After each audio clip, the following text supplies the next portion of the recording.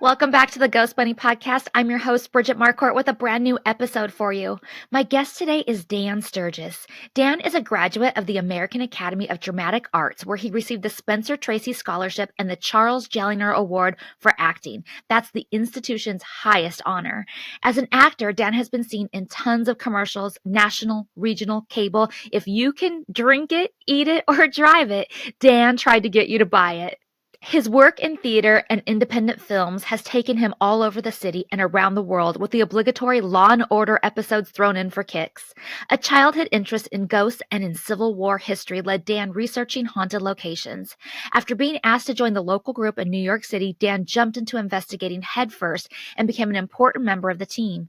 His research into investigative techniques and equipment, his research into hauntings, and the many theories behind them, combined with a level-headed approach, has made Dan one of the more popular media consultants in the tri-state area. After slowing down with the group, Dan formed the Historic Paranormal Research Group, a paranormal research group made up of some of the better researchers on the East Coast that specialize in historically haunted locations. HPRG eventually morphed into Sturges Paranormal. Through his hard work and persistence, Dan has been able to arrange investigations in some of New York's most notoriously haunted locations, such as the Ed Sullivan Theater, home of the Letterman Show, the Basco Theater, the restaurant One If by Land, Two If by Sea, a townhouse owned by a former four-time Academy Award-nominated actor, I wonder who that is, the Bartow Pell Mansion, and the Merchant's House Museum, where he is in his 17th year of ongoing investigations. Sturges Paranormal is one of the only groups in the country to have been given this kind of unprecedented access to an accredited museum. And I'm so excited to talk to Dan today to share some of his stories and especially talk about the Merchant House in that 17-year investigation. Dan, thank you so much for doing the show today. Oh my God, Bridget, thanks for having me on. This is great. This is great. What's the weather like in California? Oh, it's hot. It's like 80 degrees today. It's like 0 degrees here in New York right now. It's I'm freezing. I'm nervous because I'm coming there next week, as you know. It was one of the reasons we're doing this podcast right now. Right. And I don't have the proper attire for that type of thing. Oh, no. Oh, no. Well, we're going to warm up next week. But, yeah, I got Midtown Manhattan is right behind me right here. We're 23 floors up and right in Midtown Manhattan. So. Oh, my gosh. Is there snow yet? No, it snowed the other day a little bit here in Manhattan, just a little dusting. But Long Island got like a quarter of an inch out by my sister and my mom. They had some snow on the ground. So it's getting here. Yeah. So I'm hoping that we have decent weather. Like it's not too rainy, not too snowy, but I do want that little dusting of a snow just to have that experience. It's always pretty the first time. And then you go up to go see the tree, and you got to go see the tree, right? Yes. You have to go see the tree. I mean, you're talking about Rockefeller Center? Yeah. Yes. Yeah. Because there's so many trees. Like I know there's the Bryant Park one, and right. I mean, there's like a lot of different trees to go and see. But yeah, Bryant Park. If you go to Bryant Park, it's right across the street from where I am right now. Oh, okay. Yeah. Yep. I hope to be all over the city, so I want to check it out. I have the biggest list of things I want to see and do. So we'll see how much I get through. And one of them is going to be the Merchant House. Woo! So you know what I want to say too, like I did not up until like a few years ago, I did not even know about the Merchant House, and I've been into ghosts and haunted locations and stuff for practically my whole life. Wow. And I was interviewing the ladies who started Bros of the Dead. Mm-hmm. Oh, Andrea. Yeah, they do the ghost tours, and they were the first ones that told me about it. So then, like a few months later, I was going to New York, and they were going to give me a tour. Long story short, something happened. They weren't able to do it, but I took my friend Joe, who you also know, Joe Peretta. Oh, Joe's a great guy. I love Joe. And we just went on our own. The Bros of the Dead lady sent me like a whole list. They're like, here's where we would have taken you. So like, just go, you can explore them yourself too. So I took Joe and we walked around and just did our own ghost tour. And we went to the Merchant House and we stood outside and we were like, someday I'll go in there. I wonder what day it was, because I'm usually in there at night. It would have been funny if I was doing an investigation there the same night. Oh, it would have been. I mean, it looked totally dark and closed down, but if you were doing who knows? You might have been doing an EVP session in the back. All right, maybe I'm there often. So yeah, who knows? But Yeah, so I'm excited about it. I can't believe I'd never heard of it before, and now I'm like, just everybody's talking about it being like one of the, or if not the most haunted location in New York City. Well, yeah, the New York Times years ago kind of proclaimed it the most haunted house in New York City. And I have been lucky enough to get into some of the most haunted places in New York City over the last 20 years or so. And the Merchant's House, I mean, I've been investigating the Merchant's House for 17 years.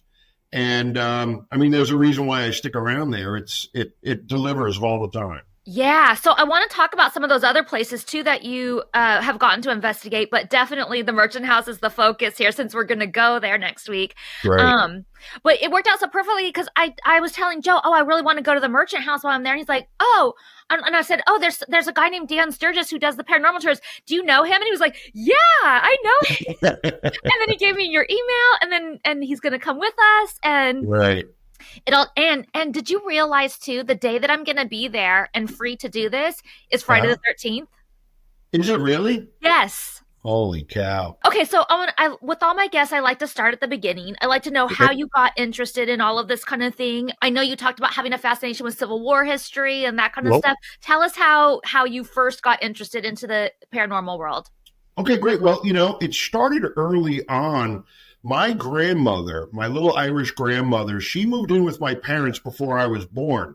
So grandma was always around. I always thought it was kind of normal to have a grandma in your house. But she used to tell me she's from Ireland and she moved to the United States and her sister moved to Scotland. So grandma would go visit her sister often in Scotland, and she used to tell me stories about the Loch Ness Monster. Ooh. And it used to just blow my mind because there's like a dinosaur swimming around in a lake in the Highlands of Scotland. So when I would go get any kind of book report I did in school growing up as a little boy all the way through high school, if I had to do a book report or a speech in front of the class, it was either on the Beatles, Elvis, or the Loch Ness Monster. And but the Loch Ness Monster books in the library were in the same aisle as the ghost books and the paranormal books. So I used to pick up a couple of those, and I got interested in the paranormal and parapsychology.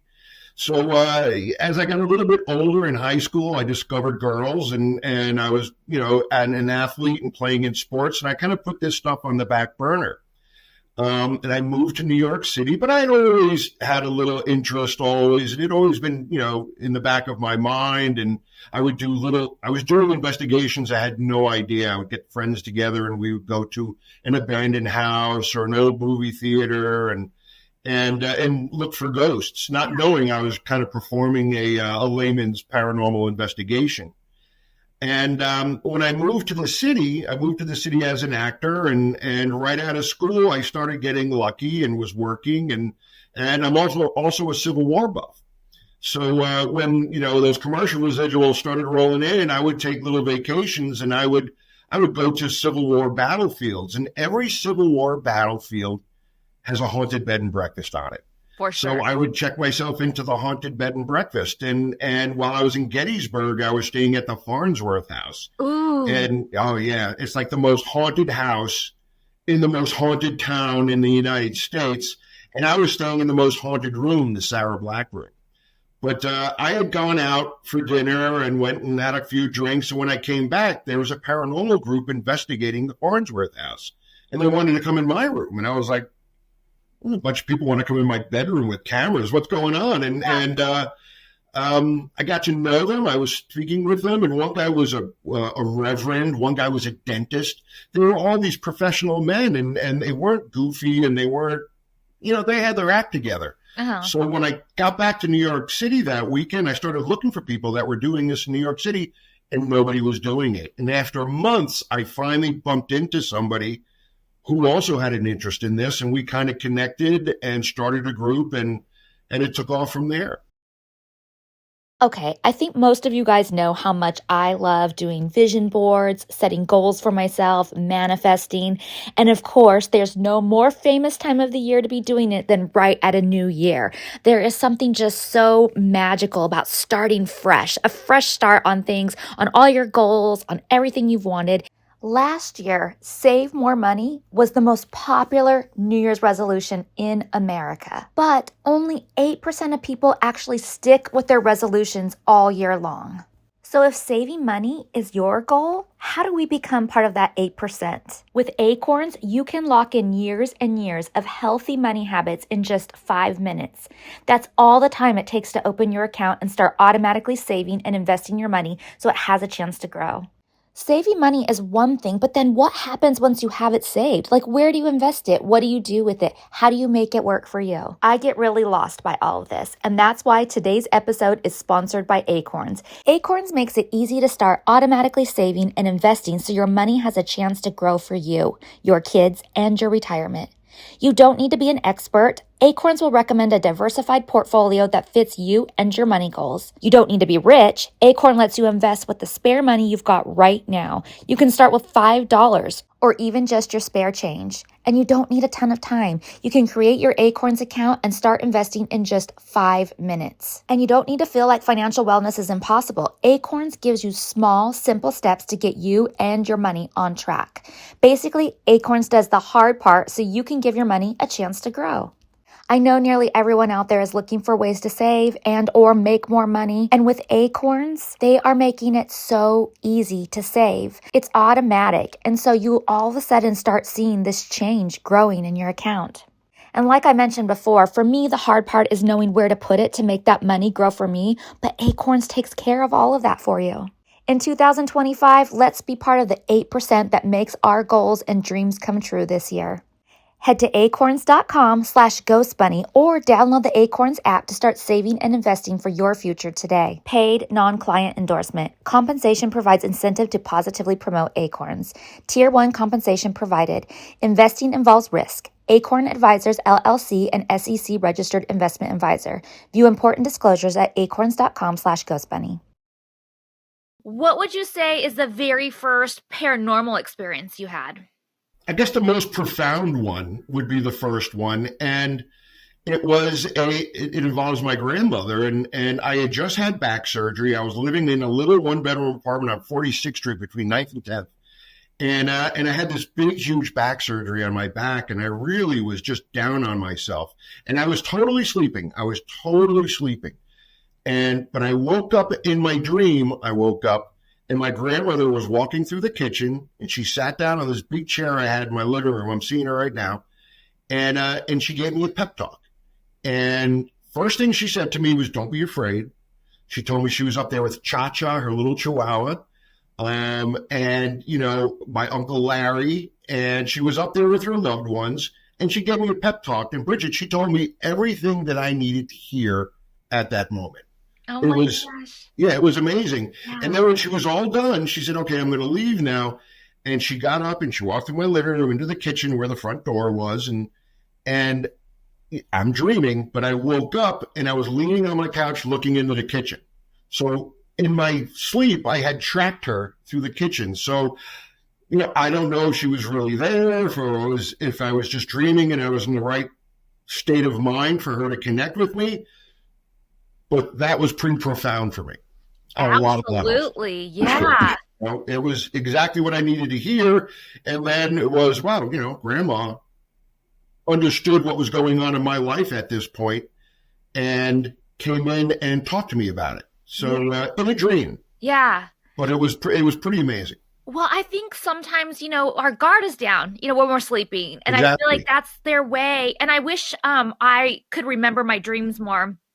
I wake up, and even if I remember it the second I wake up, it's gone by the time I even try to grab my phone or a piece of paper to write anything down.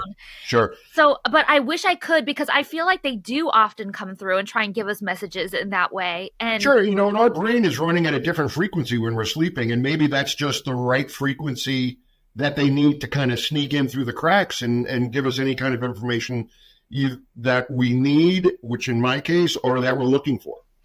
And I think it's especially true since this was your first paranormal experience, that maybe your mind wasn't totally open to it yet, like having an experience. And so it was her way of coming into it. And I think that's what they think on the other side. I'm just projecting what I think they think, but Oh, like, no, no, I mean, so is everybody. yeah. Everybody. But like they're like, okay, so if I just came to them in life and they saw me, they would think they were crazy or they wouldn't believe it or whatever. But if I come to them this way, I'm kind of it's like kind of just sneaking in the door, sort of. Yeah, no, that's pretty great insight. Sure, I absolutely. just feel like sort of a sneaky way for them to do it, and then you start to then it opens your mind to be more of a believer a little bit because you're like, wait, this just happened, and I woke up Right. like this, and I got these messages, and how could that have just happened in my own head? I mean, I guess it can. I guess we Right. can have those thoughts on our own, but I like to believe that she definitely came and gave you a message. Oh, 100%, 100%. And when I'm talking to like a prospective, I hate calling them clients, but a prospective investigation, if they're telling me this is my grandmother coming through to me, or this is my aunt, my uncle, my mom and dad, I never at first tell them it's probably not, because I don't want to rain on their parade. That's a good feeling, and I Yeah. had that good feeling. So in the beginning stages of an investigation, I never shoot down anybody's theory. Bring them all onto me, because I'm going to have to choose one of my own. And what you just described is exactly the way I look at things. Well, and I think probably people that are experiencing hauntings in their home, and if they automatically know that I think it's my grandma or I think it's my uncle or whatever, or even my pet, I Mhm. feel like their first instinct is probably pretty good because they're Yeah, getting more than just like whatever happened, the door opened or they're hearing footsteps or whatever. They're also getting that feeling inside.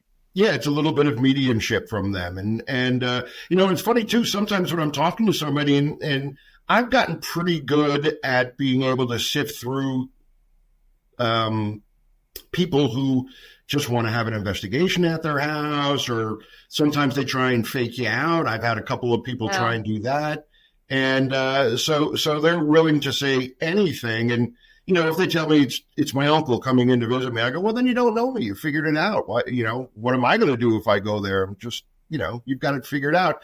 And I find in most cases with somebody who's decided already what they know is happening and who it might be haunting, it doesn't matter what I say. I'm not going to be able to change their mind. Even if there was, somebody in the closet with a sheet over them ready to jump out, they're going to say, no, no, no, it's my uncle that's coming in. So, yeah, yeah, well, don't you think that sometimes people, even though they might think they already have it figured out, they just want somebody else to experience it so they know they're not crazy or yep, that's a lot of it. And that's one of the things I look for when somebody's on the phone, and I love it when somebody says, look, I don't know what's going on. I just don't want people to think I'm nuts or if I'm going crazy. Can you come in and check things out? And yeah. that's a green flag for me. I go right out. Yeah, definitely. I think so too. Have you had any Civil War experiences, like been on one of battlefields and experienced something there?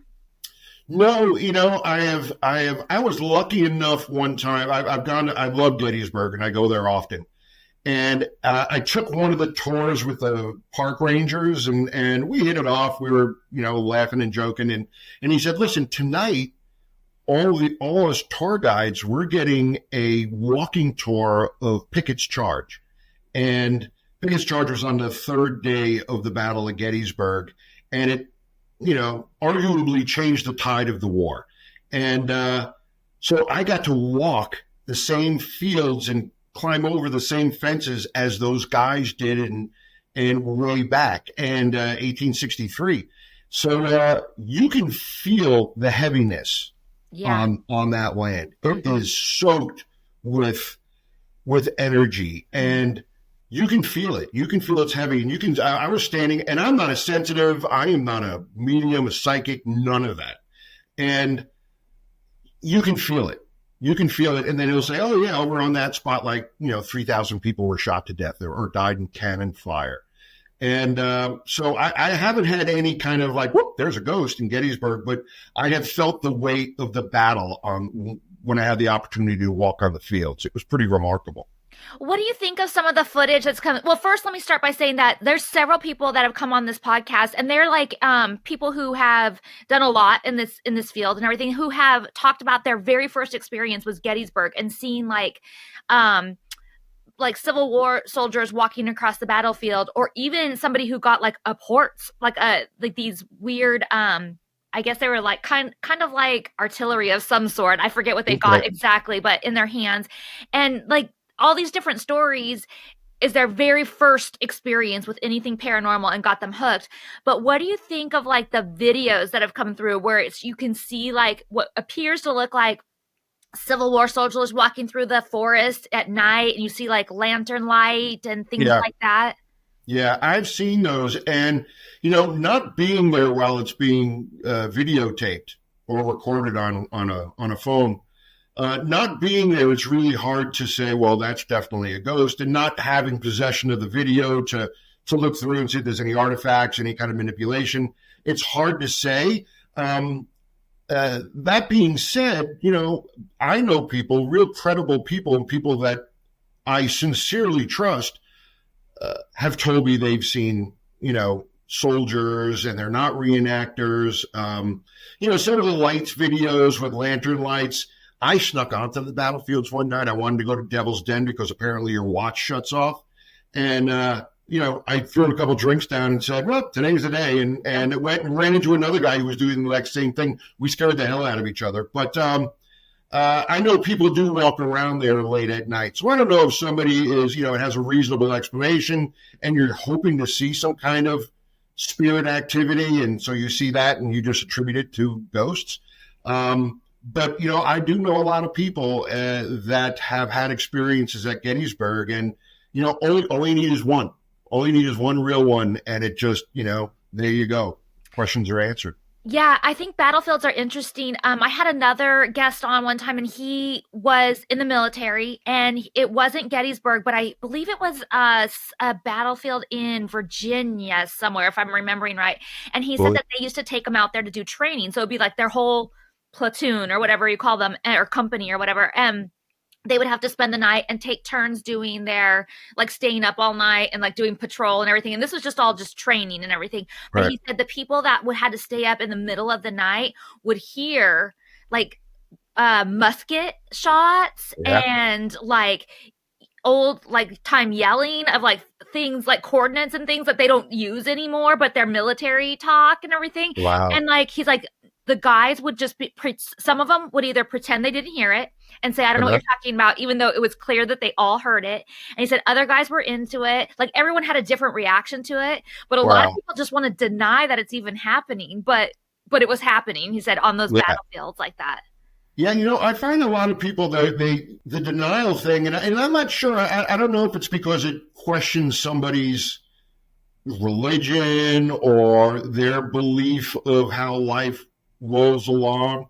But I know a lot of people that have had experiences, and I go, I think you might have had like a little psychic experience, or, I think you might have seen a ghost, and they go, oh, no, probably not. And you go, so I wonder how many things just don't get reported because somebody either thinks it's something normal going on, or they're just saying, I don't want anybody to think I'm insane, so they just keep it to themselves. Yeah, and I think a lot of people are very afraid of death and what that means. And but it almost feels like if you are that afraid of death, talking about ghosts should be I think comforting to you because there's something more after that. It's not just so final. There is something more. And maybe you can talk to the other side. Maybe they aren't gone forever. So to me, it's a little bit more comforting knowing that this exists. In my mind, it exists. But maybe for some people who are very afraid of death and all the talk about it is too scary to even comprehend or want to talk about in any way. Right. I don't know.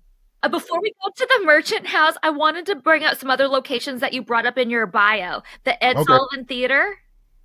The Ed Sullivan Theater, that was really cool. When I was working with this group in New York City, we we were just hungry for investigations. I put something on Craigslist.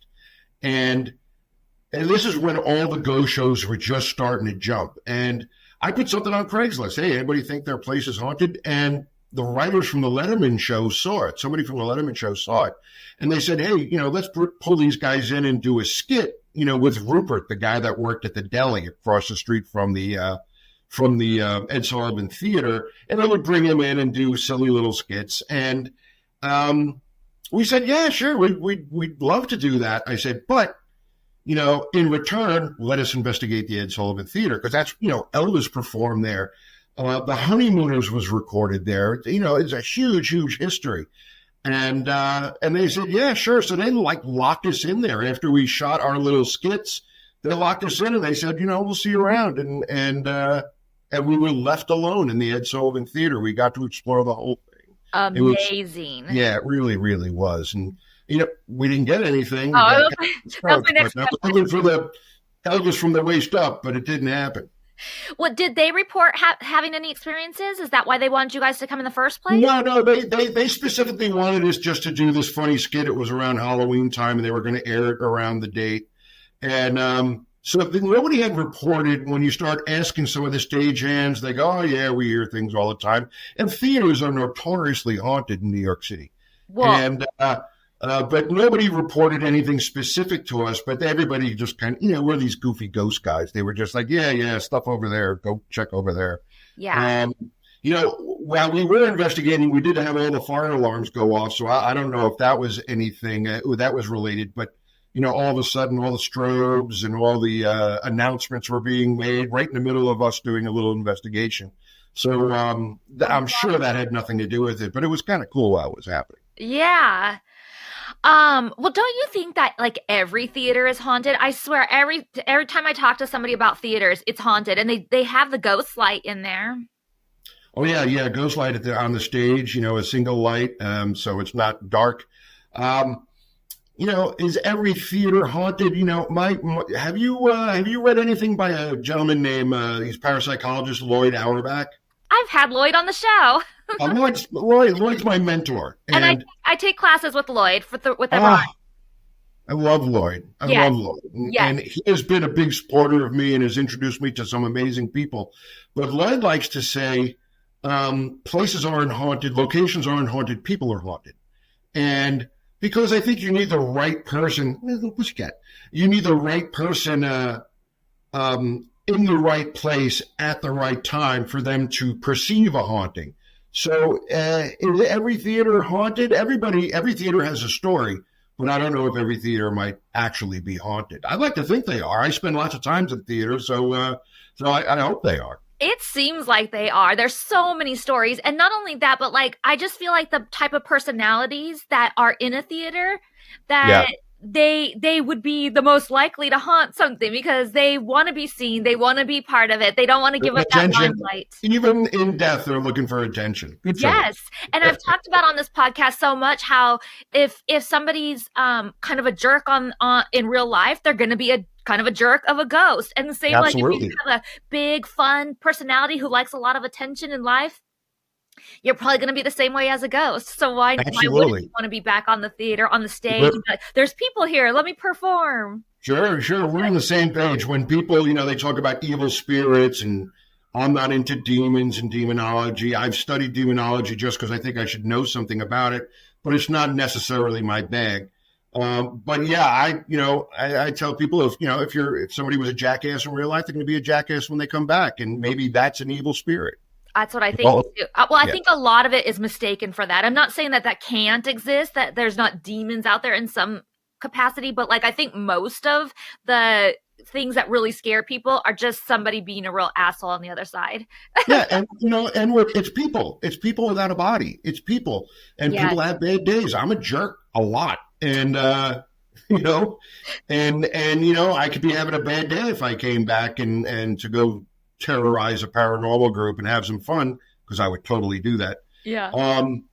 What if I'm having a bad day, and what if I have a ghost toothache, and you're just coming in and you're crabby? Sure, then suddenly you're an evil spirit. So. Yeah. Tell me about, is it the Basco Theater? Is that how I pronounce it right? The Basco Theater. Oh, yeah. The Basco Theater is a really, really cool theater. And it's not far from here. It's on 44th Street and 6th Avenue. We're on 40th and 6th Avenue. And the Basco Theater was built in the early 1900s, excuse me. And the first theater in New York City to have a working elevator. Mr. Belasco, they used to call him the Bishop of Broadway because he would dress as a priest. And he lived in a 10-room duplex apartment above the theater. And he had little windows, sort of like the Phantom of the Opera, where he could watch the show from any angle from upstairs. And but his thing was he also had a confessional in one of his as a room in his apartment, and he would bring the young ingenues up in the elevator, and they would land at the grotto. He had a grotto in his apartment, and he would take them to the confessional and hear their confessions, and then take them up to his room and give them a bunch of more sins to confess later on. So yeah, he was a real peculiar man.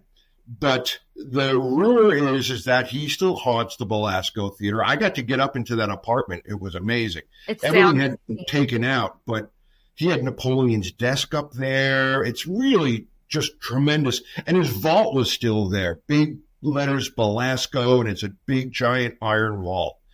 But I think the actress Laura Linney, she had an experience there seeing a woman in white in the balcony as she was rehearsing.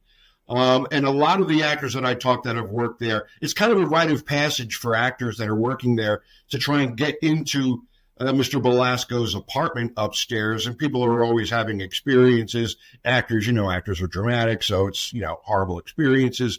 But that place was really, really cool. And again, unfortunately, we got skunked on that in that theater as well. We didn't catch anything after a long night of investigating. But really just, I love doing this for the history and for the life experiences you get. For sure. And even the architecture and being able to see that apartment, like I want to see that apartment. I don't even care if I have a paranormal experience. That just sounds incredible to see. And it's such a huge, like Houdini played there, and you're walking on the same stage or in the Ed Sullivan Theater. I was standing in the same spot the Beatles played it, and the same spot Elvis was on it. All these major personalities in history were all on that stage. Yeah. And here I am with my little EMF meter and my recorder. Yeah. Well, and I just want to, this is more for the listeners, but I just want to reiterate, I've said this on the show many times or whatever, but it's disappointing when you go to a place and you do an investigation and you don't get anything or whatever, but like you're only there for a few hours or at best overnight. And I tell people all the time, you can't expect that something's going to happen in just that short amount of time that you're there. Like sometimes it takes to go several times, or sometimes, you have to be there for several days or stay there for a few weeks or whatever before you have something that happens. So even though it's disappointing, sometimes it's very, very common it's not like the TV shows that you see where you're going to go there and you're going to get all this stuff that happens in one night. No, it's never like that. Yeah. Unfortunately. And that's why, my experience at the Merchants House Museum has been so unique. I've been going there 17 years and, I've gone there for 2 or 3 years at a time and not recorded an EVP or not collected out a personal experience for years. Oh. And it's just like what you said, you have to keep going back. When you go fishing, you throw the line in the water. Sometimes you catch fish, sometimes you don't. It doesn't mean that there's no fish under the water if you don't catch anything. Yeah. So, a boring night in the Merchant's House just means maybe the next night will be more active. Yeah, for sure. Tell me about this restaurant. And I had to look it up. 1 if by land, 2 if by sea. It looks so romantic and pretty. No, it is the most romantic restaurant in New York City. Whoa. Usually I've never been there, but I'm only looking for ghosts. I got a great story about 1 if by land, 2 if by sea. It's haunted. It's notoriously haunted. And I was shooting something for another newspapers, and I was talking to the general manager of 1 if by land, 2 if by sea. And I said, hey, could we do an investigation here? And he was like, what night you want to come in? They were so open to it. And as soon as the restaurant was closed, they let us in and they said, just lock the door on the way out. Stay as long as you like.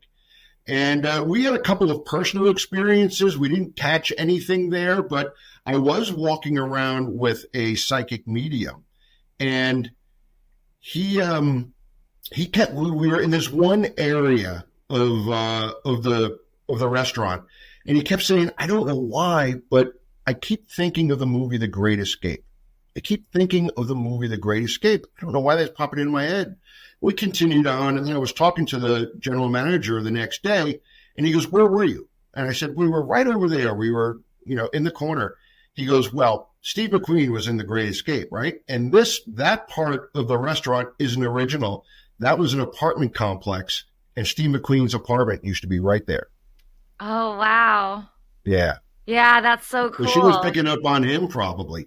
And there's also Aaron Burr, I believe, his daughter, who was lost at sea. She was supposedly haunting the What If by Land, Two If by Sea as well. Yeah, I looked up Aaron Burr's carriage house was. That's what I was just gonna say. I looked yeah. up the history when I saw it on your thing, and it said it was built in 1767, and it was a Oh, carriage house where Aaron Burr kept his horses and right. lived there with his daughter Theodosia, and she was later lost Theodosia. at sea. Yeah. At sea. That was awesome. Theodosia was lost at sea. That was awesome. So yeah, very interesting place. I'd have to check that out. Probably not on this trip, but sometime. Tell me about the townhouse by the four-time Academy more. I'm assuming you can't give out names. Yeah, well, I probably shouldn't. I told them I wouldn't. So, but this actor is no longer with us, and he died an alcoholic, and he was from the 60s. He was like the Brad Pitt of the 60s, the 50s and the 60s. And they were trying to sell this house and this townhouse. It's been reported to be haunted, and a couple was getting ready to buy it. And the wife heard that it was haunted, and she didn't want any part of it. So the realtor company, they said, all right, we'll get somebody to go check it out. And they found us, and we went in and we investigated the place. And it was really, really cool. Nobody really lives there. This actor died. He willed it to his lawyer, and his lawyer's family's had it ever since this actor died. And now they just kind of wanted to unload it, But beautiful, beautiful townhouse. Something you don't get to see in New York City and get to walk around. So we did a long investigation. It was the night before Thanksgiving, so New York City was nice and quiet a couple of years ago. And as soon as we decided, all right, you know what, let's wrap it up. There's really nothing going on. It was like 5:30 in the morning. And as soon as we unplugged the recorders and the cameras, stuff started happening. People were having conversation. I heard one of our guys having a conversation downstairs, and he thought he was talking to me like that I was around the corner. And that was a couple flights up. I heard somebody whisper in my ear. I never have experiences, ever. I heard somebody whisper my name. Right here, we had another guy, Dan, on the investigation. So I was like, maybe is that Dan? Or people playing jokes, but there was nobody in the room. So the place really started jumping as soon as we decided to leave. A couple days later, I was talking to the person that hired us, and they said, well, what'd you think? And I was like, oh my God, you're never going to believe it. I told them the whole story, and the place is going crazy, and everybody's having these personal experiences. He goes, did you get anything on tape or on video? And I said, well, no. He went, all right, not haunted. So, and a couple of weeks later, we saw that the sale went through in the paper. Oh, shit. Yeah. And then a couple months later, you saw us for sale again. Yeah. I know. I didn't want to go knock on the door and go, get out of here. Oh, no. Okay, tell me about the Bartow Pell Mansion, because I did not know about this one. I didn't know about it until I came across it online either. The Bartow Pell is a beautiful, beautiful home. I looked it up. It's in that staircase. It's like a Nautilus shell staircase that was hand built. It's gigantic. I think it's like 7,500 square feet. The backyard is designed after, oh my God, I'm blanking on the name. In Paris, the Grand Hall where the kings lived. It'll come to me. Versailles, thank you. And the backyard is modeled after Versailles, so it's like a little miniature version of the backyard of Versailles. Oh, pretty. And Paris is my favorite place on earth. But this place, it was the governor's office. I can't recall his name off the top of my head. But I had sent a bunch of letters out to Historic Homes New York City saying, hey, does anybody have any kind of experiences? And, I'll come in, you let me do an investigation, and I'll do a lecture and not charge anything. You charge as much as you want for people to come hear the lecture, and you keep all the money. So it works out, one hand washes the other. And I got an email back from the Barel P saying, we have stuff that happens once in a while. We have a live-in caretaker, and they say they hear doors opening and closing. So I got to go in, and I'd been there a bunch of times, and we collected EVP, giving the name of the person who did the portraits for the family, and it was correct. I didn't know the name of the person who did the portraits. Who was? Yeah. And when we looked up that name, it was the name on the bottom of the paintings. So it was pretty cool, pretty cool. And then they have a new museum director who's not into this kind of stuff, and I haven't been back since. So, bummer. A beautiful, beautiful place in Pelham Bay up in the Bronx. Yeah, it looked gorgeous. This one was not on your list, but I have to ask you about it. The New Amsterdam Theater. Yeah, I always hear stories about the New Amsterdam Theater. I think that's over on 42nd Street. And now I haven't been in there. Unfortunately. But, being like I was a theater guy for many, many, many years in New York City, so I had a lot of connections with the theaters. And as soon as I figure out a connection for the New Amsterdam, I promise you I will be in there. Yes, I want to hear all about it because, and just for the listeners, I wrote down a little bit of history. Olive Thomas, a former Ziegfeld Follies showgirl and silent film star, said to haunt the New Amsterdam Theater on Broadway. She was a dancer in the Ziegfeld Follies and the Midnight Frolic. She died in 1920 at the age of 25 while on her second honeymoon with her husband, actor Jack Pickford. The cause of death was ruled an accidental poisoning, but this was disputed at the time. And Thomas is said to appear as a ghost in a green beaded dress holding a blue bottle, and stagehands have seen her so many times that it's customary to say "Good night, Olive" when leaving the theater. Wow, that's cool. Yeah, and, I think it goes a long way to be polite to the spirits in these different places. Like when you leave, when the people open up the Merchant's House in the morning, they say "Good morning, Treadwells," and when they leave, they say "Good night." You don't swear in the Merchant's House. Okay, good to know. I know, I always get in trouble. I think that's important to when you're in a location that might be haunted. That's their turf. Yeah. And possibly their home. And why would you go in there? And if you're a guest in somebody's home, you don't act like a tool. So I think being polite and having fun goes a long way, which is something that I learned from Lloyd. Yeah, there's several locations where we say hello or good night when I've been there. Winchester Mystery House is one of them. When you go in Sarah's room, you say good night, Sarah, or good morning, Sarah, if you're opening. The Kellogg House, you say hello to Helen and goodbye to Helen and introduce yourself to Helen. So there are several places where that is very customary to do those things. Yeah, that's cool. That's cool. It's better. I think it's better. It's more conducive to a response. If, they're people. They're spirits are people. Who wants to interact with somebody who's going, give me a sign of your presence, or knock on a wall? Just talk normal. Just speak to a person. And, you might get lucky. Yeah. Yeah. Okay, one last thing, and then the rest is Merchant House. I'm curious, do you think Sleepy Hollow is actually haunted? Sleepy Hollow is a great town. It's a great, great town. I ride my motorcycle up there all the time. It's only about maybe a half an hour from my apartment. Folklore has got to come from somewhere. And, you've got the great story, the Headless Horseman of Sleepy Hollow. And I don't know if it's haunted by a Headless Horseman, but there's got to be something to that story. That story came out of somewhere. Somebody probably had some kind of experience. And then, over time it became, much grander. But is Sleepy Hollow haunted? I haven't investigated up there, but why not? Why wouldn't it be? Yeah, I want to go check it out. I want to go even if it's not haunted because it's Sleepy Hollow, and I just feel like it's one of those things I should do. Oh, yeah, absolutely. It's great up there. It's a great area up, just half an hour out of New York City. Beautiful. Yeah, I almost did it once before, like several years ago, but it didn't happen. But now my friend Holly and I were thinking about going and doing it together next year. Oh, you totally should. Let me know because I'll come up there and do an investigation with you. That'll be cool. Okay, yeah. All right, Merchant House Museum. Merchant's House. Let's start with like the history of the house itself. Mm-hmm.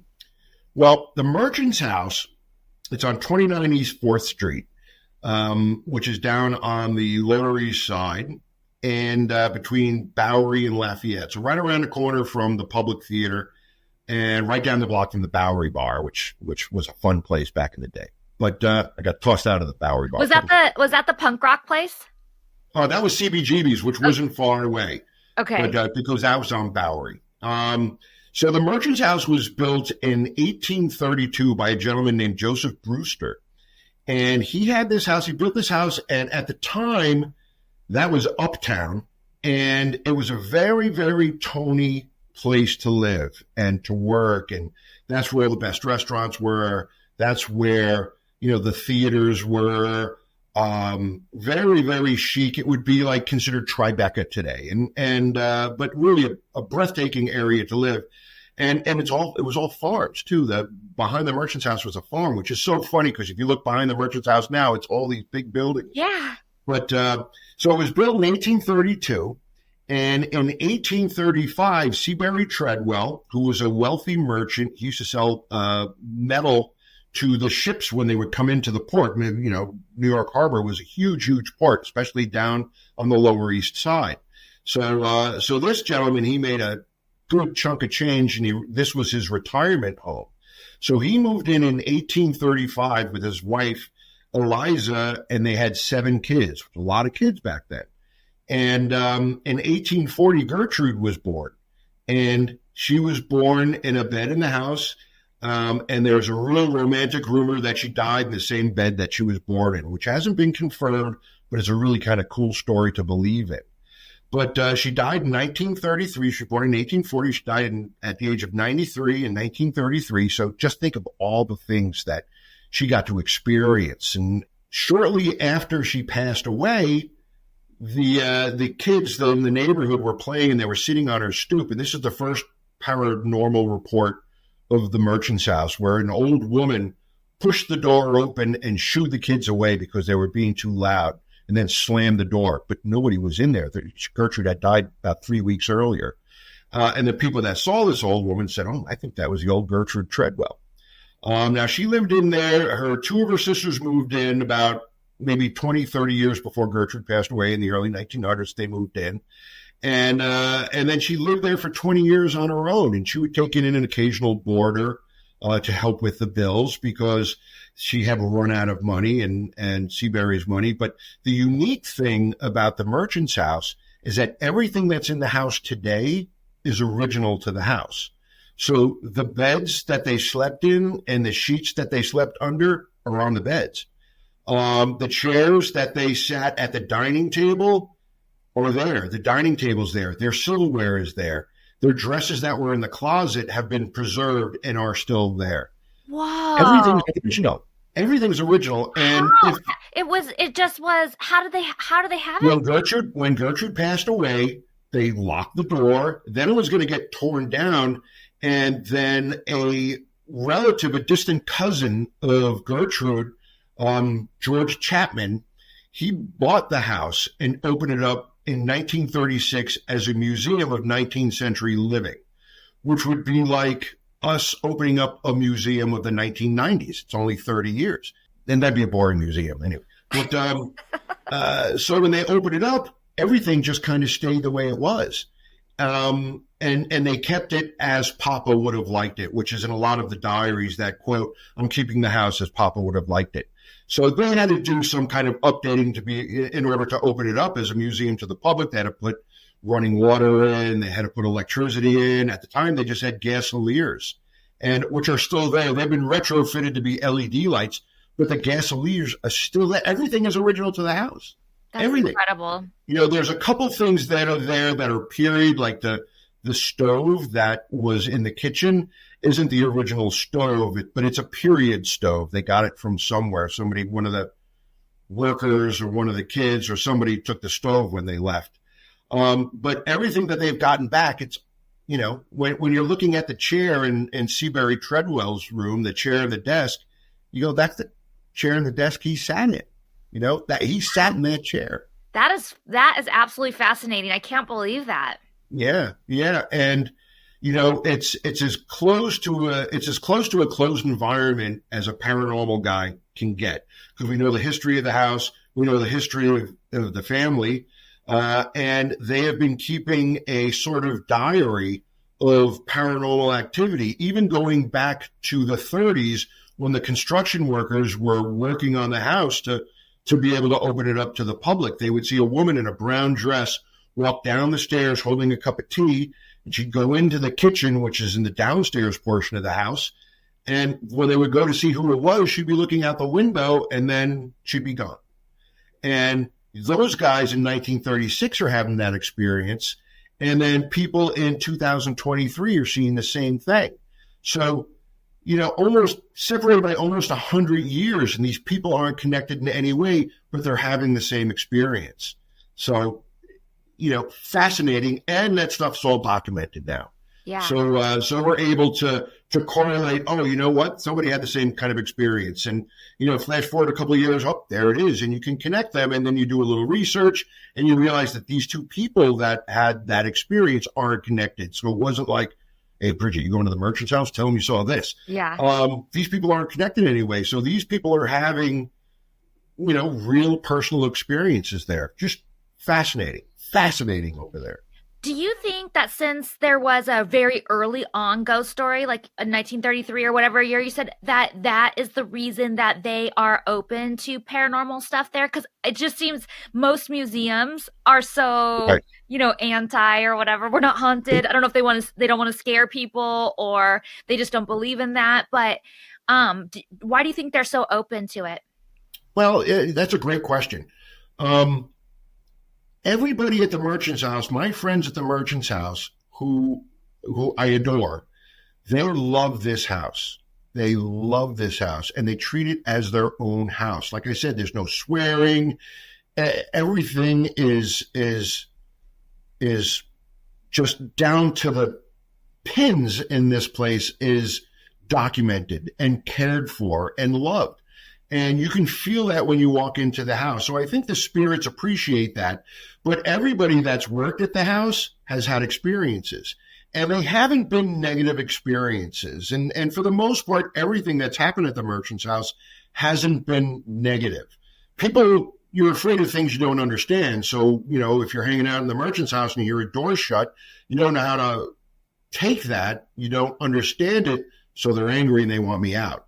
And maybe they were just shutting the door, and it's got to be difficult for a spirit to interact with the physical world, because you're taking Lloyd's classes, it's all PK ability. So, you've got to try real, real hard. So maybe that door slammed because they couldn't get it to shut any other way.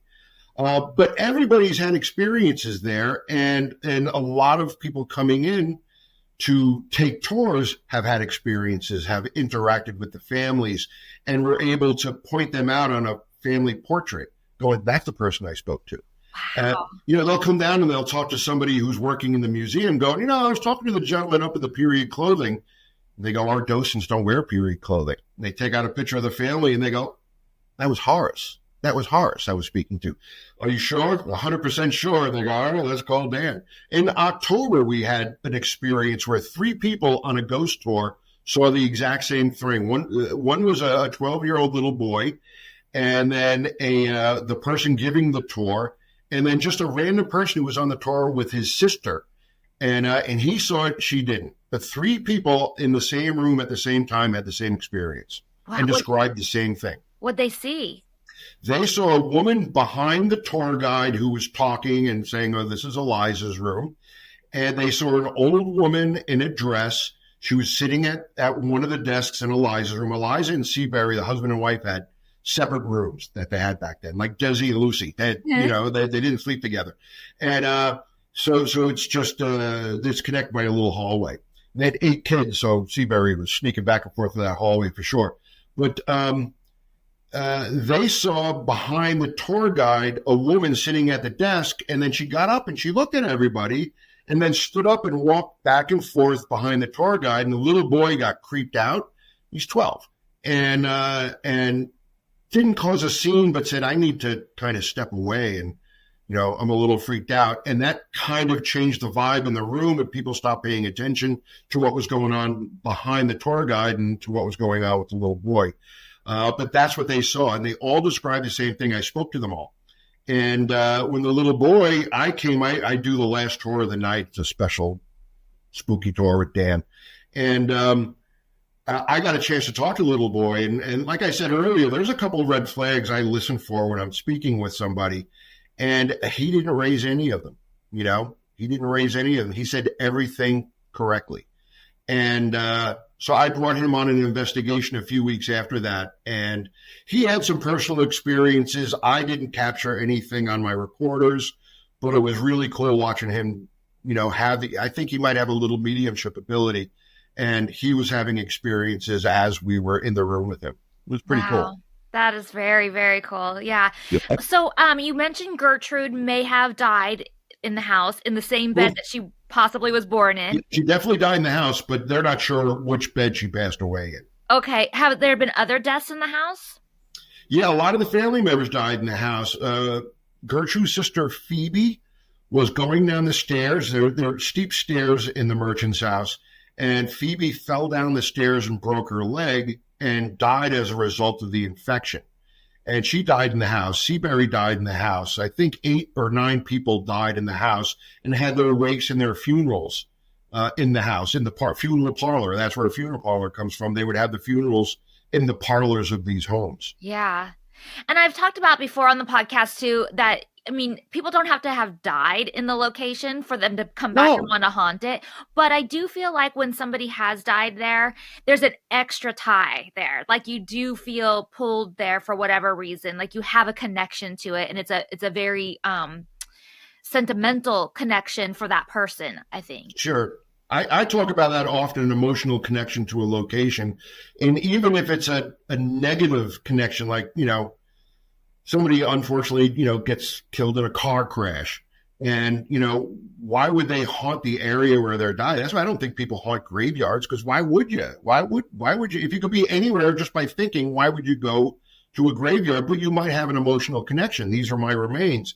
This is the last moments of my life were spent here. So even if it's a negative connection, it's still an emotional connection. Yeah. And maybe they just pop in. I brought lots of mediums to the merchant's house, and they say most of the hauntings are being caused by the servants who enjoyed working there.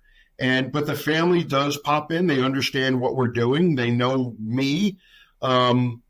And they appreciate what we're doing, and they get a kick out of what we're doing. Well, speaking of that, Joe wants to come with us on Friday. Joe, no way.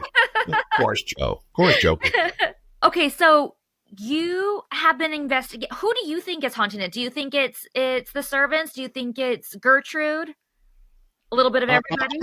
I think it's a number of people. I have collected a lot of EVP.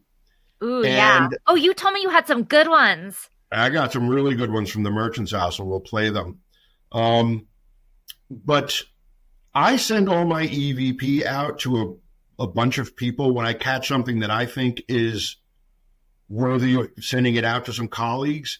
And I've got some friends that are digital forensic analysts, so they are able to analyze it and give me their expert opinion. These are like court-approved guys who are allowed to testify in court because they're so good at what they do. Yeah. And they have all determined that the voices, the recordings haven't been manipulated. The stuff I'm going to play you, I have bumped them up so you can hear them better. But the stuff that I send them the raw audio. And I record in WAV files, so they're big, giant files. It's not MP3s that are so chopped up. But they've all determined, they've all sent me their reports that the voice was coming from inside the room, that it falls within the human voice range, and that the file hasn't been manipulated. But all the EVP that I've caught are all different voices. Wow. So yeah. There's a lot of different people coming and going through there. Or who knows how the voice carries through, because again, like Lloyd says, that is a PK phenomena that you're capturing. When you capture an EVP on a recorder, you're not catching sound waves. Otherwise, you would hear it unless it was higher or lower than the human hearing can hear. 20,000 hertz and 200,000 hertz, I believe. But so the microphones aren't picking this up. In fact, I do part of my investigation. I have a recorder where I disengage the microphone. and we're able to pick sounds up on that because the stuff's being imprinted on the recording media. Yeah. It's not coming through. It's not sound waves. Ghosts don't have a tongue or a voice box to create sound waves. Ghosts don't have ears. Right. So you shouldn't even have to talk. You can think your EVP questions, which I've done with psychics and mediums, which is really, really cool. Yeah, for sure. What are your thoughts on certain places being like a portal? I'm not a big fan of the word portal. I don't know. Who knows? If somebody told you they definitely know that this place is a portal, they're lying to you because nobody's been able to prove that portals don't exist. And so, are places more popular than another? Probably, just like more places are popular with living people. Yeah. So, the Gertrude, the Treadwellos and Gertrude and the servants, when they come to the merchant's house, are they coming through a portal or when you're in spirit, can you just think of a place and suddenly you're there? Right. Does the place come to them or do they go to the place? So, Well, what are your thoughts? Because Joe and I talked a lot about Washington Square Park, and we walked around there when we were there last. And I was just thinking too, there might be a lot of residual energy from what happened there and all the bodies that were buried there. Sure. Washington Square Park, I think there's a hanging tree that is still there, but it was a potter's field, and so there are, I think, 25,000 bodies that were buried under Washington Square Park. And I'm sure a couple of them have been missed. So, there's people buried there and then rollerblading above them. So, could residual energy carry over to the merchant's house? Again, if somebody told you no, they'd be lying. Yeah.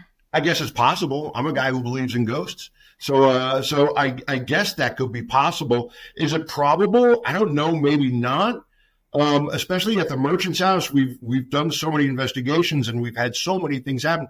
Things have tapered off for me at the merchant's house as far as collecting data. But in the beginning, every time I went, something happened. And, we haven't caught anything on EVP that mentions Washington Square Park or anything. But I can't say no. You had the Triangle Factory fire that was right across the street. Mm-hmm. And, a lot of trauma. And, in that area where the merchant's house is in Washington Square Park and Triangle Factory, that is what was that Martin Scorsese movie, Gangs of New York, where all those gangs were all the Civil War riots, where people were being drafted coming off the boats. They were, family goes this way, you get back on a boat, you're going in the Civil War. All those riots happened right there, right one block over from the merchant's house. Oh, wow. So the merchant's house that area has had a lot of really extreme things happen in this little conclave's the wrong word, in this little area of maybe a 1 square mile. Yeah. And all this major historic things happen there. So, lots of energy, and I'm sure there's lots of emotional connection to that area. Yeah. What would you say is the most common thing that people experience when they visit the merchant house? Merchant's house, people smell lots of things. I've smelled things, cigar smoke, or, horrible to say, but a foul body odor. They've heard lots of footsteps. The very first thing I recorded at the merchant's house were footsteps. I was downstairs and we were in the front and rear parlors. The front and rear parlors of the merchant's house, which you'll see, they mirror each other. And so we were kind of straddling the front and rear parlor, and we heard footsteps come out of Eliza's room, walk down the hall, and then go into Seabury's room. And we have recorders in each room, so we were able to track the footsteps. And there were 4 of us down in the parlors, and we all were like, nobody's up there, right? Nobody's up there. And so that's common. Doors slamming is common. People misplacing things. A friend of mine who was on the board for many years at the merchant's house, his cufflinks and his, he had a tuxedo, so the black buttons, they were misplaced and they were put in a completely different room where he was getting ready to do a show. He was a singer. He was getting ready to sing with his quartet. So he's looking in the mirror, putting these things on, and suddenly they disappeared and they're in another room. And so almost like little trick things that are happening to people. Shutters have been open and closed. Yeah, just, it runs the gamut. And then, full-bodied apparitions people have seen. They've communicated, received information from them and given information back. So really, I used to power lift. I was a power lifter for many years, and I would bring some of the big guys from the gym down there because they would see me in a newspaper or on a morning show or something. And they go, is that real? Is that BS? And I'd say, well, come with me. And we'll go down there, and you hear a door slam, and these big 350-pound guys, they'll say, go take a look. No, I'm not going up there. They think I'm pulling a trick on them. I said, no, we're the last ones in the house. So again, the merchant's house has been very agreeable to having people come in. And usually when I bring a new person in, something happens. So maybe next Friday or Saturday. Friday. Friday the 13th. Yes. We'll see. Yeah. Oh, I hope so. Okay. Will you play some of the EVPs that you have? Absolutely. But I've got some. Again, I've been very lucky with the merchant's house. All right, there we are. Good. I'll put this here, and you let me know if you can hear it. And before I play these, I do have to be honest to you and your listeners. I have manipulated all of these only so that you can hear them better through this little Bluetooth speaker. And the clips, I'll play in most cases, I'll play the raw audio, what I heard on my headphones, before I play the manipulated ones that you can hear better. But let's see, I'm going to play the very first one I caught where it's a voice that kind of cemented my relationship with the merchant's house. They were testing me out. And this clip, you will hear a friend of mine whose name is also Dan, and he's sort of introducing the group of people that were there to the house. And I like to get everybody to speak because then I have everybody's voice print on recorded media. And when my friends are listening, they can compare them to the voices. So you'll hear me. I also like to bring somebody who's never been on an investigation before because it's a different energy. Yeah. And you'll hear Dan pay attention to the first thing he says. And then you'll hear me say, ask a question, Sarah. And you'll hear a little squeaky voice under that. There's somebody you don't have to be afraid. We're here just to find out if you're here to communicate with you. And after that, we'll be reading. So we'd love for you to be able to communicate with us. Again, you can rap, tap, knock, touch, whatever you need, whenever you can, to let us know you're here.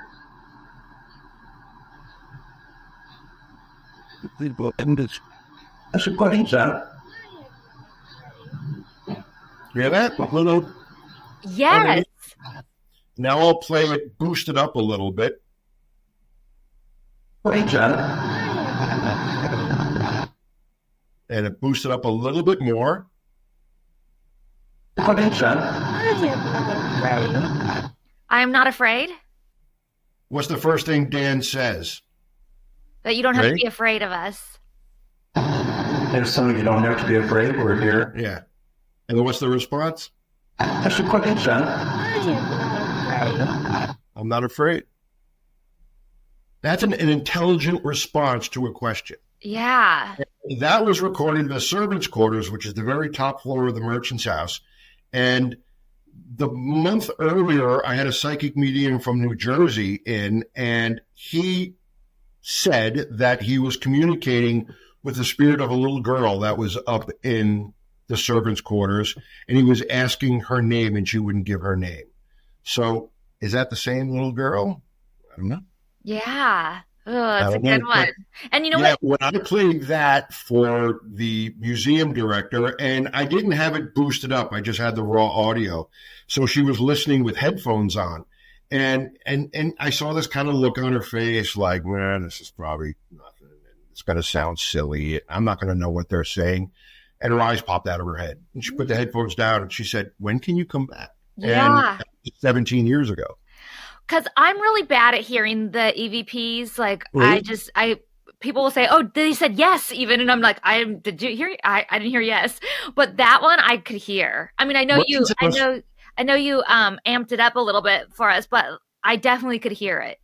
Yeah. Yeah. And with speakers, you can really hear, it's usually the S's and K's you can hear real clear. Merchant's House, I've caught EVP at other locations, and you usually get a phrase, you'll get a word, you'll get something that sounds like a word, and maybe it is, maybe it isn't. But the Merchant's House, they're like sentences and they're answers and they're pretty clear. If somebody were to send me these things, I would say, don't ever send me anything again because this is all fake. It's easy to fake EVP. Yeah. And, this is me, and I've got a pretty good reputation in the field. People like Lloyd and others, like his peers, I've known them and they respect me. So I don't want to jeopardize their respect. I'm certainly not going to, finagle an EVP into something. It would ruin my reputation. So I stand by these, and they're pretty remarkable. You want to hear another one? Yes. Okay. This one was recorded. This is let me get a good one.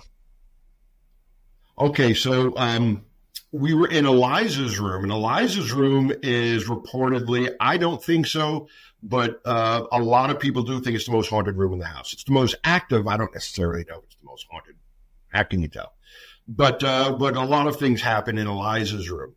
And we're on this investigation. I had a friend of mine, her name is Holly, and she was on the investigation with us, and she had never been on one. So I brought her in, and she is standing in front of a mirror. And I'm going to email you a picture that we have of this mirror where you can see very clearly a gentleman's face when nobody else was in the room. I didn't take the picture. It was taken before I started at the merchant's house, and it was taken by a doctor from Toronto. But so Holly is standing in front of this mirror, and she asks, can I borrow your mirror, Mrs. Treadwell?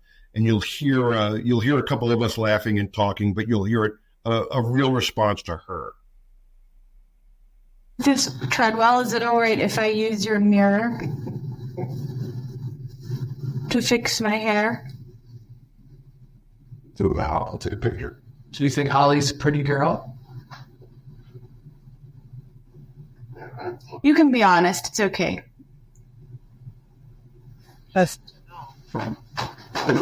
Hear that little, like a woman's voice? Yes. Now I'll play it, boost it up a little bit. Mrs. Treadwell, is it all right if I use your mirror to fix my hair? I'll take a picture. Do you think Holly's a pretty girl? You can be honest. It's okay.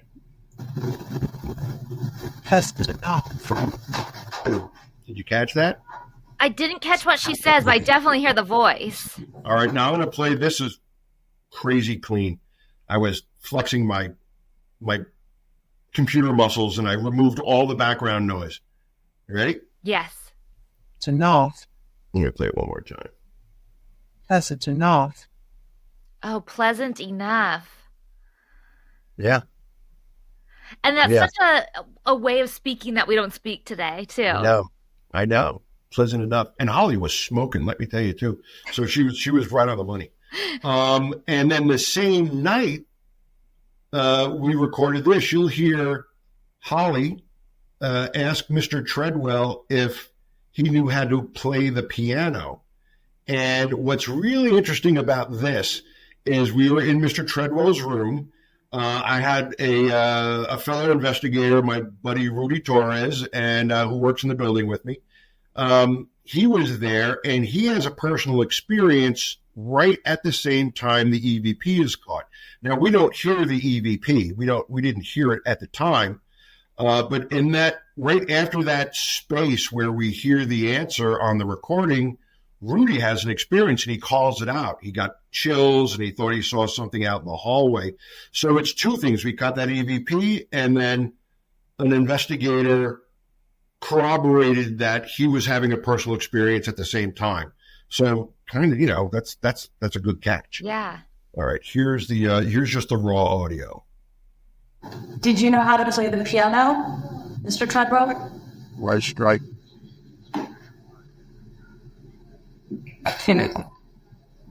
No.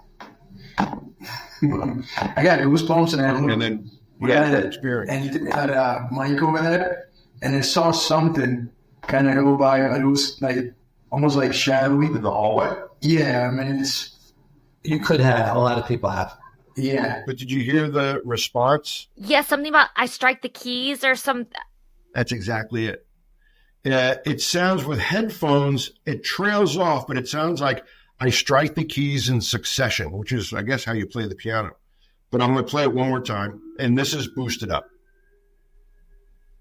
Did you know how to play the piano, Mr. Treadwell? I strike the keys in succession.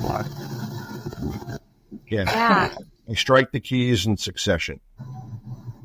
I strike the keys in succession. And then it trails off, and then you hear other voices in the background, but there's a bar right across the street from where we were. And I'm not sure if it was one of those voices. Yeah. Yeah, so these are responses to questions. Yeah. And I take it for granted sometimes because we've caught so many of these at the merchant's house where I go, well, that's pretty cool. But that's pretty cool. I mean, that's an answer to a question. It's really cool. Yeah.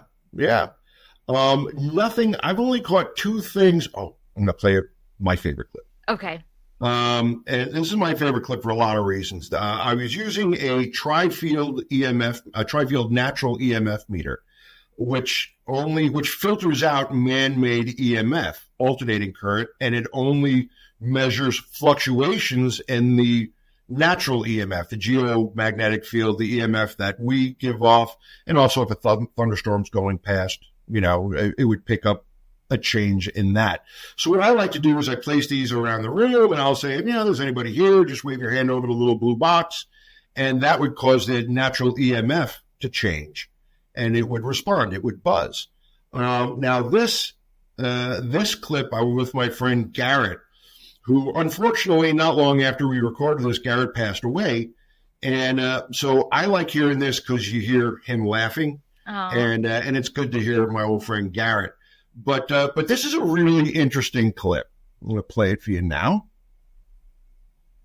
Play it for you now. All right, I'm just gonna ask you one more thing.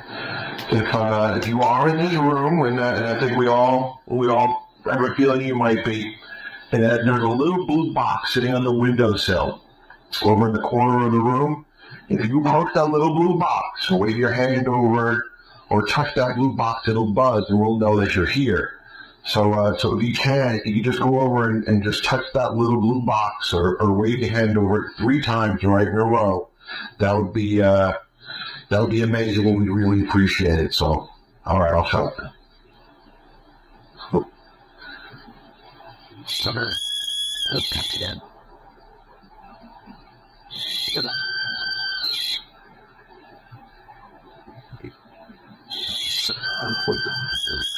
Wait. Oh, that was great. Thank you very much. Wow. You know what? Can you touch it one more time really, really quick? Just touch it. Just tap it once. Oh, thank you very much. Wow, that's good. That is so cool. Yeah. That is really cool. We've had these, that's just one going off, but I've got, a few of them, and I've placed them around and said, okay, wave your hand over the blue box on the fireplace mantle, and then do the one on the stairs, do the one on the windowsill, do the one on this chair, and we can get them going, at will. Now, does that mean that there's a ghost over there running around putting their hand over it? No, it means the electromagnetic field fluctuated. Could that be some kind of intentional PK, which they talk about at the Rhine? And or was that really a spirit? Again, if I told you I knew for sure, I'd be lying to you, and I'm not going to do that. Yeah. But that happened. Yeah, I love it. Well, I want to think it's them going over and putting their hand over it. Me too. And what's weird is how many times I say little blue box. I say it over and over and over. But that happened at the merchant's house. That's incredible. I cannot wait to go next week and meet you in person. I'm so excited. Yeah, that'll be great. That'll be a lot of fun. Friday the 13th. Wow. Yes. Thank you so much for coming in and sharing all these stories and the EVPs with us. Tell everybody if do you have social media that they want to follow, or booking a tour with you, or just merchant house info? I do have social media. I've got Facebook, which is strangely suspended right now. I don't know why. I rarely go on there, but and then I think my Instagram is dsturges9, maybe. I don't know. But as Sturges Paranormal, www Sturges Paranormal, that's my website. You can get a hold of me there. But I would ask everybody out there to go to the Merchant's House. It's themerchantshouse.org.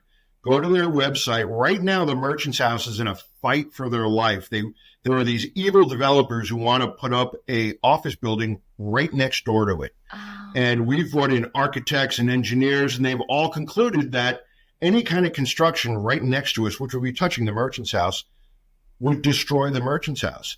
And, you know, the molding all around the ceilings in the parlors are all hand plastered. Yeah. You know, it's all put there in the 1830s by hand. And it would just turn to dust if they do any kind of construction right next door. So they're really, really fighting, and you can sign a petition to save the Merchant's House. Oh, good. And, you know, and if you're in New York, come by. Let me know you're coming by, and, you know, we'll bring you in, any of your listeners that are local. For sure. Get a hold of me and I'll take you down there. It's a great place. A lot of fun. Yay, I can't wait. I hope you guys enjoyed this episode of the Ghost Bunny podcast. Thank you so much for joining me on my spooky adventures, and I look forward to sharing a new ghost story with you each week. Please subscribe to our podcast so you're always the first to know when a new episode is out, and follow us on social media at Ghost Bunny Podcast on Instagram for photos and sneak peeks, and at Ghost Bunny Podcast on YouTube for the video version of the podcast. Oh, and I just started a Patreon, so that's patreon.com/ghostbunny for spooky tours, investigations, and so much more content. Thanks, guys.